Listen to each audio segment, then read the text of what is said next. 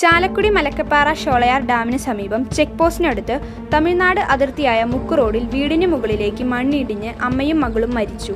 ആറുമുഖന്റെ ഭാര്യ രാജേശ്വരി, മകൾ ജ്ഞാനപ്രിയ എന്നിവരാണ് മരിച്ചത്. ചൊവ്വാഴ്ച രാവിലെയാണ് നാട്ടുകാർ സംഭവം അറിഞ്ഞത്. രാജേശ്വരിയുടെ കൈ മണ്ണിന് മുകളിലേക്ക് നിന്നത് കണ്ടാണ് നാട്ടുകാർ ഓടിയെത്തിയത്. മണ്ണ് നീക്കി മൃതദേഹങ്ങൾ പുറത്തെടുത്തു. ഇരുവരും കെട്ടിപ്പിടിച്ച് കിടക്കുന്ന നിലയിലായിരുന്നു മൃതദേഹങ്ങൾ.